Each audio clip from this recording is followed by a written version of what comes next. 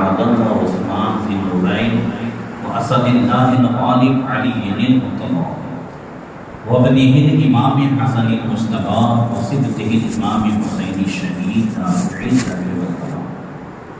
وأمهما سيدة النساء فاطمة الزهراء وابنه عبد القادر سيدنا غوث الورى وسراج أمة أبي حنيفة إمام أئمة الهدى وإمام أهل سنته مجدد العالم لدينه وشريعته سيدنا أحمد رضا وابن الشيخ المفتي العظم مصطفى رضا وابنه سيدي وسندي ودخري الشيخ المفتي أخطر رضا وجميع أهل سنتي وجماعة دائما أبدا أبدا أما بعد فأعوذ بالله من الشيطان الرجيم بسم الله الرحمن الرحيم وذكرهم بأيام الله صدق الله مولانا العظيم درود شریف پڑھیں اللهم صل على سيدنا مولانا محمد معدن الجود والكرم وآلہ وصحبہ وسلم۔ آج 17 ذی الحجہ ہے اور 15 سے لے کر 19 تک جن جن بزرگوں کی یادیں ان 3 دنوں میں سمائی ہوئی ہیں، ہم ان تمام کی بارگاہ میں خراج عقیدت پیش کرنے کے لیے حاضر ہیں۔ 15 ذی الحجہ خلیفہ حضرت مفتی عارفین حضور اشرف الفقہاء حضرت علامہ مفتی محمد بشر صاحب رحمۃ اللہ تعالی علیہ کے وصال کا دن ہے، اور 18 ذی الحجہ یعنی آئندہ امیر المؤمنین حضرت عثمان غنی رضی اللہ تعالیٰ عنہ کی شہادت کا دن ہے۔ خاتم الاکابر مرشد اعلیٰ حضرت سیدنا شاہ رسول احمدی رضی اللہ تعالیٰ عنہ کی بھی مثال ہے۔ 18 ذی الحجہ گزر کر 19ویں شب رات میں خلیفہ اعلیٰ حضرت حضور صدر الافاضل فخر المماثل حضرت مولانا سید نعیم الدین مراد آبادی رحمۃ اللہ تعالیٰ علیہ کا بھی وصال کا دن ہے۔ اللہ تبارک و تعالیٰ ان تمام کی بارگاہ میں ہمارے خراج عقیدت پیش کرنے کو قبول فرمائے، اس محفل کو دنیا و آخرت میں ہم سب کے لیے ذریعہ نجات بنائے، ان تمام کے فیضان سے مالا مال فرمائے اور ان کے بتائے ہوئے چلے ہوئے راستے پر چل کر زندگی گزارنے کی توفیق عطا فرمائے۔ میں نے بارہا بطور تمہید 1-2 باتیں بتائی ہیں کہ اللہ تبارک و تعالیٰ نے دنیا کی ہر چیز میں مزہ رکھا، صرف کھانے پینے کی چیزوں میں مزہ نہیں ہے، سننے میں بھی مزہ ہے، دیکھنے میں بھی مزہ ہے، ایسے ہی اللہ تعالیٰ نے ایمان میں بھی مزہ رکھا۔ کھانے پینے کی چیزوں کا مزہ اسے محسوس ہوتا ہے کہ جس کا جسم بیمار نہ ہو۔ اگر جسم بیمار ہو تو پھر گلاب جامن بھی کڑوے لگتے ہیں، مٹھائیاں بھی کڑوے لگتی ہیں۔ ایسے ہی ایمان کا مزہ اسے محسوس ہوتا ہے جس کا دل بیمار ہے، جس کی روح بیمار ہے۔ اگر روح بیمار ہے، دل بیمار ہے تو پھر ایمان کا مزہ محسوس نہیں ہوتا۔ جب ایمان کا مزہ نہیں محسوس ہوتا تو پھر عبادت میں بھی مزہ نہیں آتا، تلاوت میں بھی مزہ نہیں آتا، ذکر و اذکار میں بھی مزہ نہیں آتا۔ جب ایمان کا مزہ نہیں ہے تو پھر کسی چیز میں مزہ نہیں۔ اب روح کی اور جسم کی بیماری کیا ہے؟ ہم جسم کی بیماری کو جانتے ہیں کہ بھئی یہ بخار ہے، یہ خنا ہے، یہ خنا ہے، اور ہر ایک کا اسپیشلسٹ ہے۔ ایسی روح کی بیماری ہے، یہ حسد ہے، یہ بغض ہے، یہ انانیت ہے، یہ بد مذہبوں سے محبت ہے، یہ شراب سے، جوئے سے، حرام چیزوں سے محبتیں ہیں، ان کا ادا کرنا ہے، نمازوں کو قضا کرنا ہے، یہ سب روحانی بیماریاں ہیں۔ اور جسمانی بیماریوں کے جیسے اسپیشلسٹ ہوتے ہیں، یہ ہارٹ کا اسپیشلسٹ ہے، یہ کان کا ہے، یہ ناک کا ہے، یہ گلے کا ہے، جسم کے جتنے اعضاء ہیں ہر ایک کا الگ الگ اسپیشلسٹ ہے۔ روحانی بیماریوں کے بھی اسپیشلسٹ ہوتے ہیں، اور انہی اسپیشلسٹ طبیبوں میں سے ایک طبیب کا نام حضور اشرف الفقہاء رحمۃ اللہ جو قرآن اور احادیث کی روشنی میں وہ میڈیسن عطا فرماتے تھے۔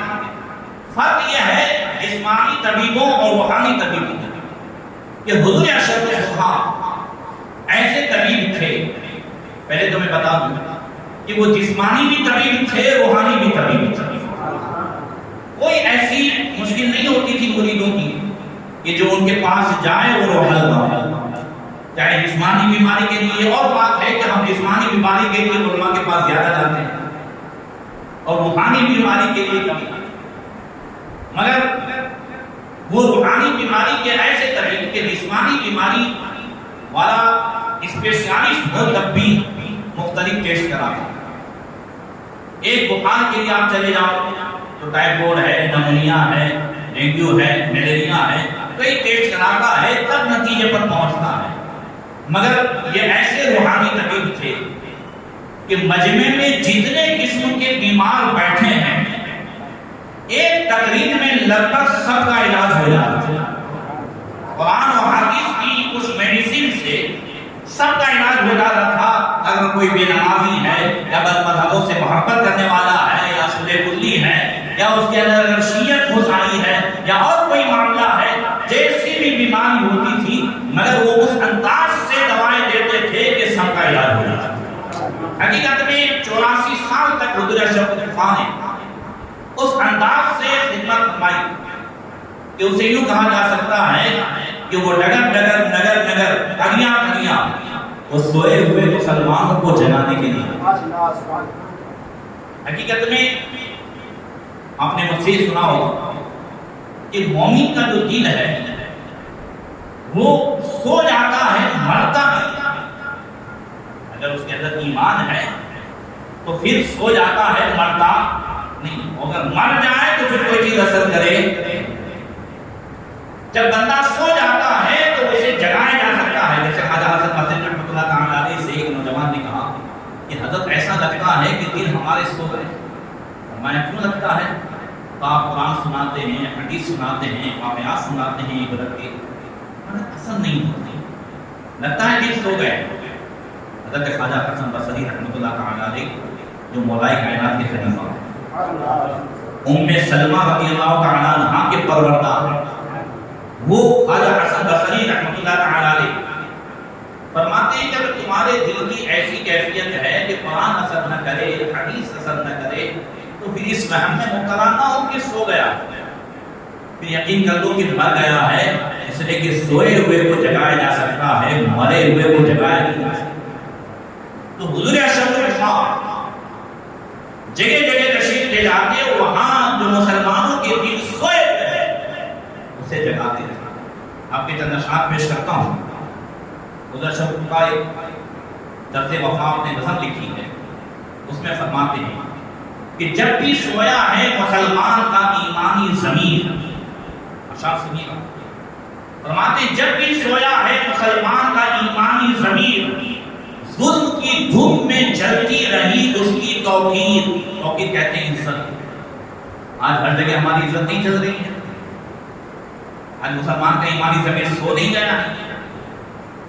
کیسے سو گیا ہے؟ فرماتے رو کے سجدہ بھی نہیں, پاس شریعت بھی نہیں, خواہشہ نفس نے گردن میں ڈالی ہے زنجیر. رو کے سجدہ بھی نہیں, پاس شریعت بھی نہیں, خواہشات نفس نے گردن میں ڈالی ہے زنجیر. بڑے پیارے انداز میں فرماتے ہیں بات اپنوں کی ہے, غیروں کی شکایت کیسی. بات اپنوں کی ہے, غیروں کی شکایت کیسی. ہم نہ بگڑتے نہ گرتی بر کی شمشیر, ہم نہ بگڑتے نہ گرتی بر کی شمشیر. اور فرماتے ہیں اٹھ مسلمان ذرا دیکھ رنگے محفل. اٹھ مسلمان ذرا چل کے دیکھ رنگے محفل, ہر طرف تو پائے گا لٹکی ہوئی ننگی تصویر. اور پھر فرماتے ہیں مقطع میں کہ ظلم و نفرت کی یہ نگری ہے سنبھل کر اشرف. ظلم و نفرت کی یہ نگری ہے سنبھل کر اشرف. ہر طرف کرتے چلو طرز وفا کی تشہیر, ہر طرف کرتے چلو طرز وفا کی تشہیر.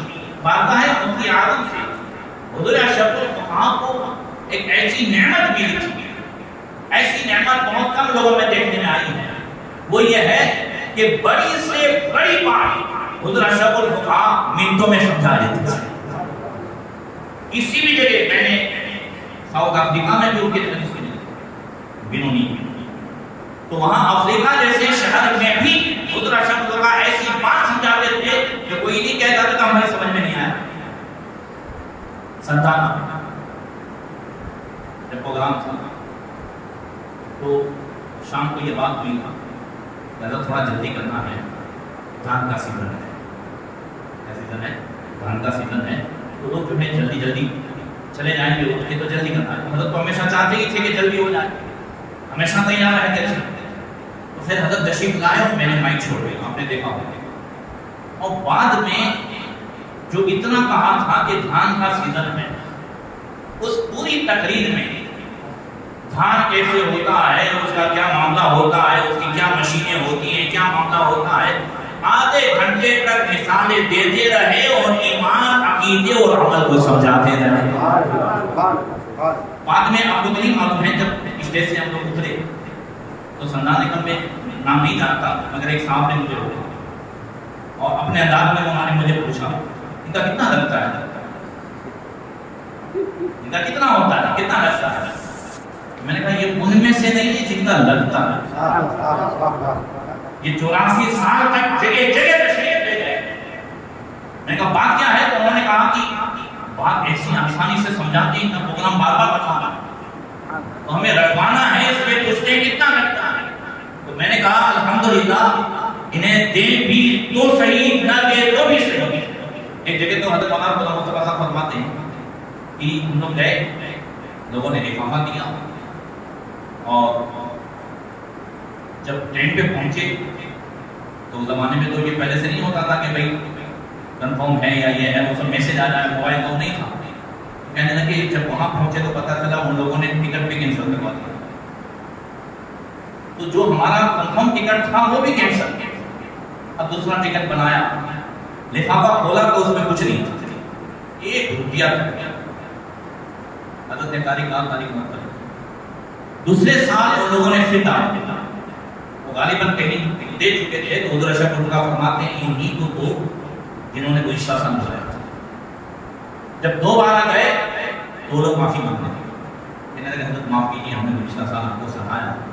کیا ہوا؟ ہم آپ کو چیک کرنا چاہتے تھے، امتحان لینا چاہتے تھے کہ آپ پیسے کے لیے کرتے ہیں یا مسئلہ کے اعلیٰ حضرت کی خدمت کے لیے کرتے ہیں. تو ہم نے دوبارہ بلایا، اگر آپ پیسے کے لیے کرتے تو آپ تاریخ نہ دیتے، ہم نے تو آپ کا ٹکٹ تک ایکسل کرایا تھا، یہ ستایا تھا. مگر ہمیں یقین ہو گیا کہ آپ جو کر رہے ہیں مسئلہ کے اعلیٰ حضرت کے لیے کر رہے ہیں. اور جب مسئلہ کے اعلیٰ حضرت کے لیے وہ ہو گئے تھے تو اللہ تبارک و تعالیٰ نے انہیں وہ مقام عطا فرمایا جو میری نظر میں اس زمانے کے علماء میں بہت کم ہے کہ جنہوں نے اپنی زندگی میں 1 2 نہیں 32 حج ادا کیے ہیں. کتنے حج؟ 32 حج. میرا پہلا حج بھی حضرت کے ساتھ ہوا تھا اور ابھی جو آخری ہوا 2019 میں وہ بھی حضرت کے ساتھ. پہلے حج میں تو جب تقریب آدمی کے ساتھ ہوئے تو اللہ تبارک و تعالیٰ نے وہ انہیں خوبی عطا فرمائی تھی. اسی وجہ سے حضور سید حسین میاں اشرفی جو سلسلے اشرفیہ سے تعلق رکھتے ہیں اور رائچور میں ان کی خان ہے. بس تو میں نے ان کی کلپ سنی اور اس کے اگلی رات بھی، چونکہ وہ حضور اشرف الفقہ کے شاگرد بھی ہیں، مگر حضور اشرف الفقہ ہی کے عمر کے ہیں، اس وجہ سے کافی پیروں میں ورم وغیرہ تھا تو نہیں آ سکے. تو انہوں نے اپنا ریکارڈ کرا کر کے بھیجا. انہوں نے کہا کہ 1958 میں میں بھی ناگپور آیا، 1958 میں حضور اشرف الفقہ بھی ناگپور آیا. میں ان کا شاگرد تھا مگر لوگ نہیں سمجھ پاتے تھے، اس انداز سے مجھے شکر فرماتے اور رکھتے تھے. حسینی میاں صاحب کا کہنا ہے جو ہم نے سنا ہے کہ اگر ناگپور میں حضور اشرف الفقہ تشریف نہ لاتے تو ناگپور کی سنیت غروب ہو چکی تھی. بڑے بڑے دیوبندی مولوی جو ہے رات میں دن ناگپور میں بیٹھے رہتے تھے. اس میں ارشاد مولوی ارشاد تو اس زمانے کا بہت بڑا منافق تھا، اکثر ناگپور میں رہا کرتا تھا اور ناگپور میں جلسے ہوں، چیلنج کریں، سنیوں کو چھڑکے مذاق اڑائے. میں نے خود ایک مناظرہ حضور اشرف الفقہ کے بارے سنا. فرماتے ہیں کہ اس نے چیلنج کر دیا یہ جو تکبیر ہوتی ہے اقامت کے وقت ہم سنیوں کا مسئلہ ہی نہیں بلکہ یہ حنفیوں کا مسئلہ ہے اور شرع وقایا ہدایت سب میں یہ ہے کہ جب مؤذن حی علی الصلاۃ کہے تب کھڑا ہو جائے، اور وہابیوں کا یہ ہے کہ پہلے ہی جب وہ کھڑا ہو تبھی کھڑا ہو جائے۔ اس مسئلے کے حوالے سے مناظرہ تھا پہلے مسجد میں، مگر صرف مسجد میں نہیں ہوا اور پولیس تھانے ہی میں پولیس انسپیکٹر کے سامنے، اس میں ڈی ایس پی وغیرہ سب بڑے بڑے تھے، ان کے سامنے ہی دونوں کو رکھا گیا تاکہ کسی بھی طرح کا کوئی مس مینجمنٹ نہ ہو، کوئی جو ہے فساد نہ ہو۔ اب اس میں وہ بھی ساری کتابیں لے کر کے آئے، حضور اشرف الحق بھی اپنی کتابیں لے کر کے آئے، سنیوں کی طرف سے حضور اشرف الحق نازل تھے اور وہابیوں کی طرف سے مولوی ارشاد دیوبندی۔ دیکھیے انتخاب مفتی اعظم حضور اشرف الحق کو اللہ تعالیٰ نے کیا کیا تھا۔ جیسے ہی انسپیکٹر نے کہا کہ آپ اپنا تعارف کرائیں، سب سے پہلے دونوں مقابلہ کریں گے تو کون کون ہو وہ تو بتائیں۔ حضور اشرف الحق نے لکھ دیا کہ میں منیب اشرف گھوسی میں پیدا ہوا، ناگپور میں اتنے سالوں سے رہ رہا ہوں، میں سنی حنفی قادری ہوں۔ اب اس سے کہا کہ تو بھی جو ہے اپنا تعارف کرائے، تو کہتا وہ جیسے ہیں ویسے ہیں، کیا کہتا ہے؟ تو فرمایا نہیں تو لکھ کے دے، تو اس نے بھی لکھ کے دیا کہ میں بھی سنی حنفی قادری ہوں۔ انسپیکٹر کہتا ہے جب دونوں برابر ہو تو جھگڑا کس بات پہ؟ تم بھی حنفی ہو، یہ بھی حنفی ہے، تم بھی سنی ہو، یہ بھی سنی ہے، تو جھگڑا کس بات پہ؟ تو حضور اشرف الحق نے فرمایا تو بتا کس بات پہ جھگڑا ہے، کہا میں بتاؤں کیا ہے؟ تو اس نے اقامت میں تکبیر میں یہ ہے وہ ہے، اب شرع وقایا نے ہدایت کی نے سب کے عبارتیں سنانے لگا کہ ہمارا مسئلہ یہ ہے، یہ ہے وہ ہے۔ انسپیکٹر نے سر پکڑ لیا، بولے بھائی ہماری سمجھ میں نہیں۔ حضور اشرف الحق سے کہا آپ سمجھائیے معاملہ کیا، ہم نہیں سمجھ پا رہے ہیں، وہ کیا سمجھے گا اقامت کیا ہے یہ کیا ہے؟ حضور اشرف الحق نے کہا کہ آپ پولیس انسپیکٹر ہیں، پولیس ڈپارٹمنٹ آپ جانتے ہیں، آپ یہاں بھی جو ہے یہ پریڈ ہوتا ہے۔ بولے ہاں، بولے اس میں بھی پریڈ میں ٹائم فکس ہوتا ہے، ڈسپلن ہوتا ہے، سب کچھ ہوتا ہے، ایک کرانے والا ہوتا ہے دوسرے سب۔ بولے ایسے ہی ہمارا بھی جو ہے پریڈ ہوتا ہے، ہم بھی عبادت کرتے ہیں، تو اس لیے ہوتا ہے کہ سب سے پہلے نماز کے لیے بلانے کے لیے سب سے پہلے اذان ہو جاتی ہے، اذان ہو جانے کے بعد اب جو فکس ٹائم ہوتا ہے اس میں دو بار وہ کھڑا ہوتا ہے، وہ اللہ کی بڑائی بولتا ہے۔ ان سے پوچھو کہ وہ بلانے والا جو کھڑا ہوتا ہے وہ کس کے لیے بلاتا ہے؟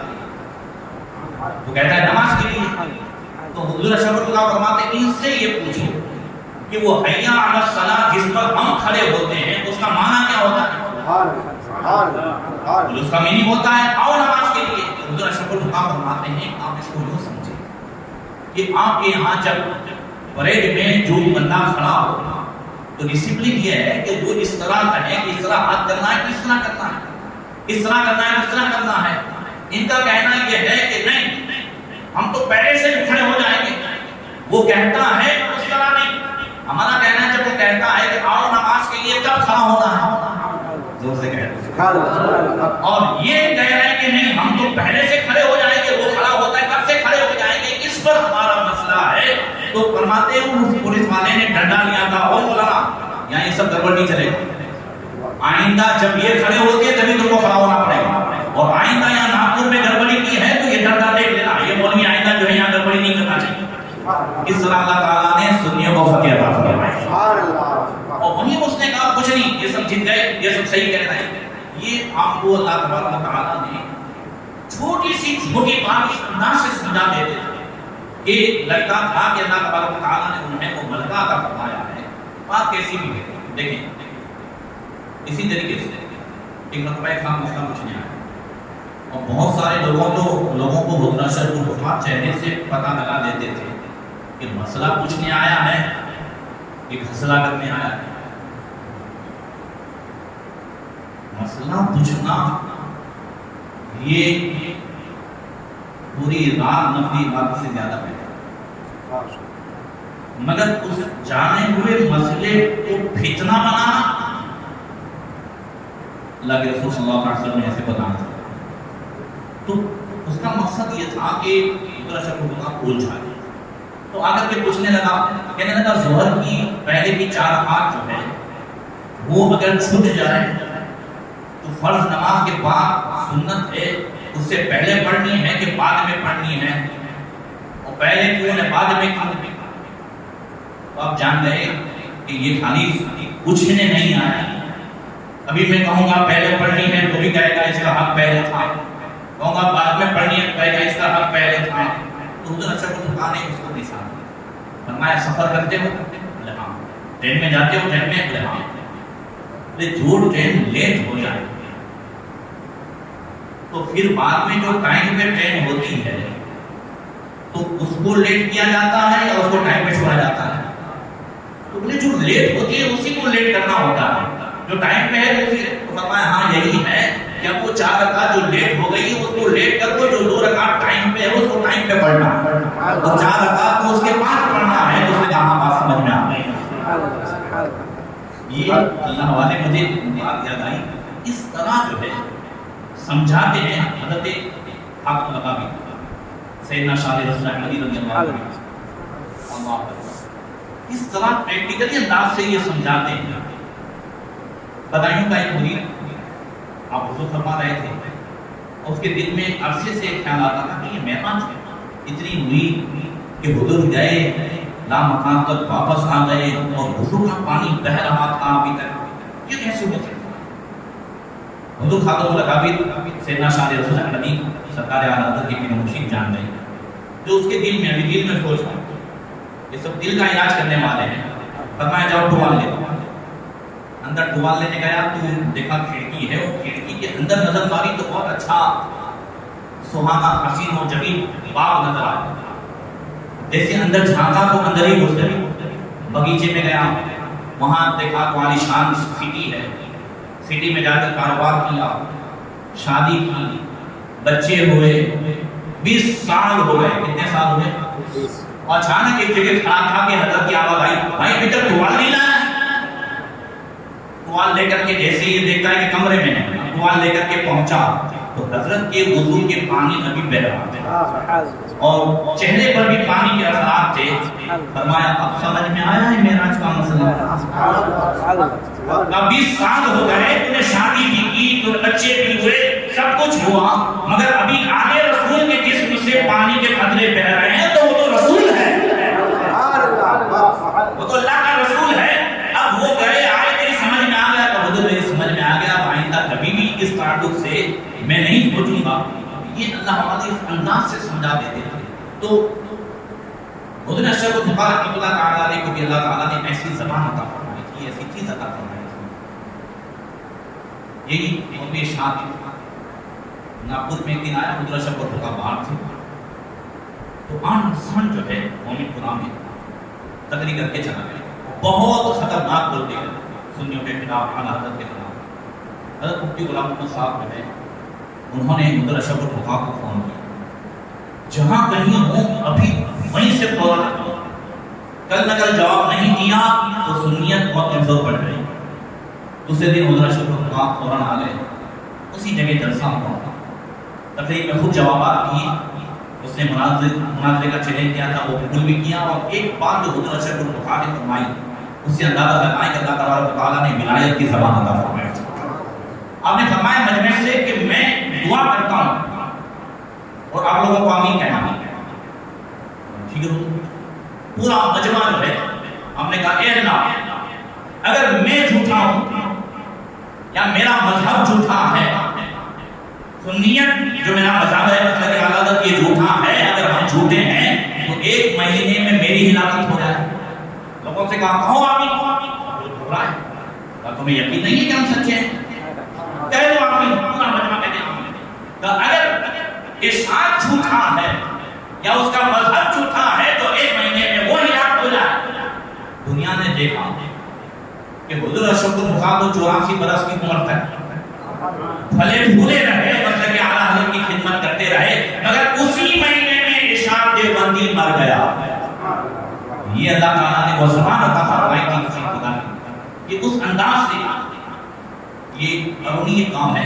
امام کے فاروق جی جو حضور اشرف الخلق کے بہت قریب ہیں فرماتے ہیں کہ حضور اشرف الخلق ارونی آئے تو لوگوں نے کہا کہ حضرت دعا فرمائے، بارش نہیں ہوتی ہے، بارش نہیں ہوتی ہے. آپ نے دعا فرمائی تو اللہ تعالیٰ نے 3 دن تک لگاتار رحمت کی بارش لگا. فاروق مجھے بھی کہتے ہیں کہ اس کے بعد جب جب بارش کا ایسا مسئلہ رہتا تھا لوگ مجھ سے کہتے ہو میں فون میں حضرت سے کہتا تھا دعا فرماتے تھے اللہ تعالیٰ رحمت کی بارش لگا. اب وہ فاروق مجھے میں نے ایک عجیب بات کہی نا مرید ہونے کے بعد ایک دن حضرت تشریف لائے تھے تو فجر کی نماز کے بعد حضرت کے پاس گیا. میرا چہرہ کچھ اداس تھا تو حضرت نے پوچھا فرمایا کیا ہے کیا معاملہ ہے. تو کہنے لگے حضرت اللہ تعالیٰ نے سب کچھ دیا ہے مگر نماز میں دل نہیں لگتا. کیا کرتے ہیں میں نے نہیں کہا کہ یہ وہ طبیب ہیں. تاج شریعہ بھی فرماتے ہیں کہ میری زندگی میں بھی صرف ایک ہی بندہ ایسا آیا ہے جو یہ دینے کے لیے آیا تھا کہ اگر ایسا تعبیر دیتے کہ فجر میں آپ کھل جائیں فجر میں آپ کھل جائیں. تو وہ فاروق مجھے بھی کہتے ہیں کہ میں نے کہا حضور نماز میں ذکر و اسرار میں مزہ نہیں آتا ہے دل نہیں لگتا ہے. حضور شکر الفقار نے میرے سینے پہ ہاتھ رکھا اور 10 منٹ تک پڑھتے رہے. 10 منٹ کے بعد دم کیا اللہ کرے گا تو انشاءاللہ تمہارا دل ہوگا. فاروق مجھے بھی آج بھی حیات ہیں پروگرام میں بھی تھے کہنے لگے کہ اللہ تعالیٰ نے وہ مجھے ایمان میں بھی لذت عطا فرمائی اور نماز میں ایسی حلاوت جب مسجد میں گھس رہا ہوں تو باہر نکلنے کا دل نہیں کرتا ہے. ذکر و اذکار میں یہاں تک کہ حضور اشرف الخلق کی عطا سے اب میں وظائف کرتے کرتے لوگوں کے روحانی مسئلے حل کرنے کے قابل ہو گئے.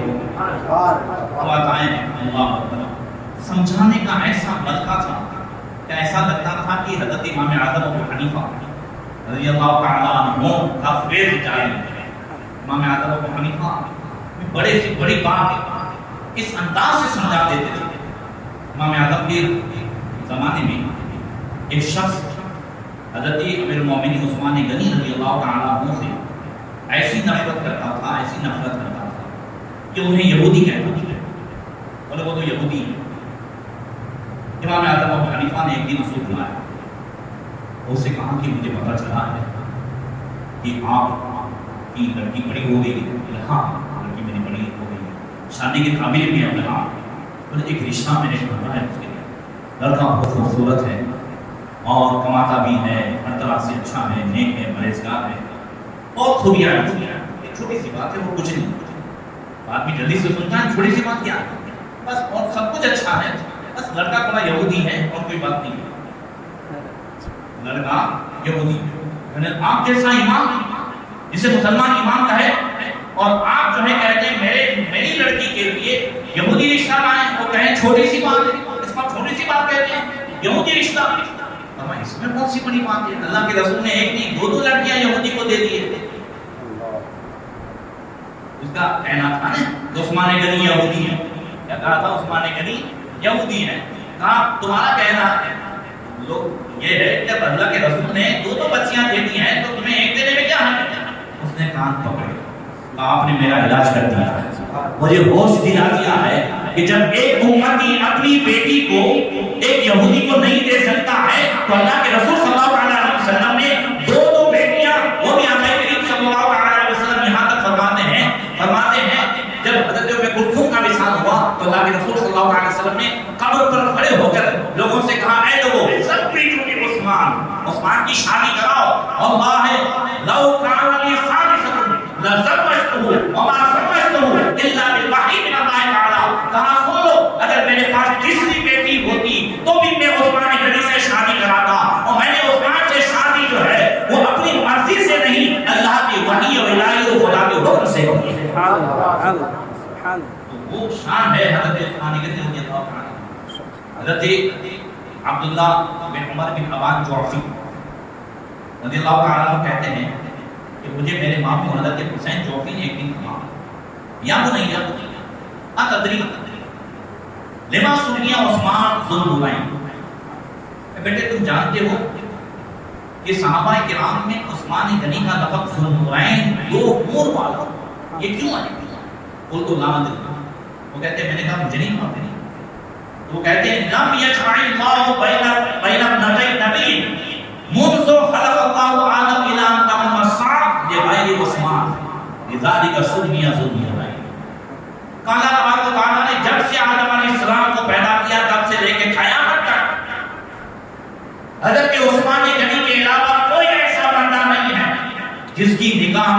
نبی کی دو دو بیٹیاں آئی ہیں. ہر نبی نے شادی کی، ہر نبی کے داماد ہوئے، آقا کریم صلی اللہ علیہ وسلم کے داماد ہوئے، مولا کائنات کے داماد ہیں. مگر فرمایا کہ حضرت عثمان کے علاوہ عثمان غنی کے نکاح میں صرف نبی کی دو بیٹی نہیں، نبی الانبیاء سید الانبیاء کی دو دو بیٹی حضرت عثمان غنی کے نکاح میں. اعلیٰ فرماتے ہیں نور کی سرکار سے پایا دوشانہ نور کا وہ مبارک قدوس نورین جوڑا. وہ حضرت عثمان غنی رضی اللہ تعالیٰ عنہ. دیکھیے ایمان کی حلاوت مٹھاس آدمی کیسے پاتا ہے. تو عثمان غنی رضی اللہ تعالیٰ عنہ کا یہ واقعہ بڑا مشہور ہے، اپنی بھی مرتبہ سنا ہے کہ آقا کریم صلی اللہ علیہ وسلم کی بارگاہ میں ایک صاحب پہنچے. وہ کہنے لگے یا رسول اللہ بچی کی شادی کرنی ہے. کیا کرنی ہے؟ بچی کی شادی کرنی ہے. تو حضور نے فرمایا ٹھیک ہے میرے پاس کچھ نہیں ہے، عثمان غنی سے جا کر دیکھو، وہ تمہیں پورا خرچہ دے دے. آقا کریم صلی اللہ علیہ وسلم کی عادت تھی کسی کو منع نہیں فرماتے تھے، اگر نہ ہوتا تو کہیں نہ کہیں انتظام کر دیتے تھے. کہتے تھے میرے فلاں غلام کے پاس چلے جاؤ، فلاں کے پاس چلے جاؤ، اس لیے کہ فلاں جس کے پاس ہے وہ سب کے پاس جو ہے وہ سب اللہ کے رسول ہی ہے. تو فرماتے کہ جاؤ عثمان غنی کے پاس چلے جاؤ. وہ بندہ آیا تو حضرت عثمان غنی بیٹھے ہوئے تھے اور ایک غلام کو ڈانٹ رہے فرما رہے کہ تو نے جو ہے دال میں نمک زیادہ کر دیا. اب یہ نمک ناف سے ہوتا کم پڑتا تو دوسرے ٹائم کام نہ آتا. اب یہ پوری شادی کا خرچہ لینے کے لیے گئے تھے تو سوچتے ہیں اللہ نمک پہ حساب ہو رہا ہے، یہ مجھے کیا دے گا. واپس آ گئے. پھر آقا کریم کے بارے میں کھڑے ہو گئے. انہوں نے فرمایا تم گئے نہیں؟ رسول اللہ گیا تھا. اور پھر گئے. حضرت عثمان غنی دوسرے غلام کو ڈانٹ رہے تھے تو نے چراغ میں بتی جو ہے وہ موٹی کر دی، روئی زیادہ ڈال دیا تو تیل زیادہ چلتا. اگر وہ روئی کم ہوتی تو تیل کم چلتا تو دوسرے اس پہ کام آتا. پھر واپس آ گئے. کیا اتنا حساب کتاب ہوتا ہے تو مجھے کون دے گا. پھر حضور کے پاس میں کھڑے ہو گئے. آپ نے فرمایا جاتے نہیں ہو؟ یا رسول اللہ جاتا ہوں مگر ہمت نہیں پڑتی. تو ایسا نبی نے شاہ فرمایا جاؤ اپنی بیٹھے ملے گا. یعنی حضور سے بھی کوئی چیز پوشیدہ نہیں. کہاں آپ کی بیٹھے ملیں گے. تو اب جیسے وہ گیا تو حضرت عثمان غنی آرام سے بیٹھے تھے. اور کیا بات ہے تم آتے ہو چلے جاتے ہیں. تو انہوں نے بس کی مجھے اللہ کے رسول نے بھیجا. اتنا سننا تھا کہ حضرت عثمان غنی کھڑے ہوئے. کیا بات ہے؟ کہا بچی کی شادی ہے تو مجھے اس کے لیے کچھ نہ کچھ چاہیے. آنکھ پکڑا اندر خزانے کی طرف لے گلا چاہیے، کپڑا چاہیے، اناج چاہیے، پیسہ چاہیے، دل کو دینا چاہیے، کتنا چاہو لے. وہ بندہ حیرت میں ہے. تو حضرت عثمان غنی فراست ایمانی سے سمجھ گئے. فرمایا تجھے وہ نمک کی کنکری پہ ڈانٹنا یاد آ رہا ہے، وہ بتی پہ ڈانٹنا یاد آ رہا ہے. کہا ہاں مجھے ڈانٹنا یاد آ رہا ہے. اب سن بات یہ ہے کہ میری جان اور میرا مال ان سب کے مالک ہیں جناب محمد رسول اللہ. میں اپنے لیے یوز کرنا اتنا ہی جائز سمجھتا ہوں جتنا کہ مجھے ضرورت ہو. اور تمہیں تو مالک نے بھیجا ہے. جب مالک نے بھیجا ہے تو پوچھنے کی ضرورت ہی نہیں کہ تمہیں کتنا چاہیے. جتنا چاہیے اتنے لے جاؤ کہ اس مال کے مالک ہیں جناب محمد رسول اللہ. میں تو مالک نہیں کہوں گا کہ وہ مالک کے حبیب یعنی محبوب و محب میں نہیں ہے. شفا شریف کی شرح نسیم الریاض میں علامہ حوادی لکھتے ہیں کہ جو اپنی جان اور مال اہل و عیال ان سب کا مالک جناب محمد رسول اللہ کو نہ مانے تو اس نے ایمان کی مٹھاس کو نہیں پائی. اللہ اکبر.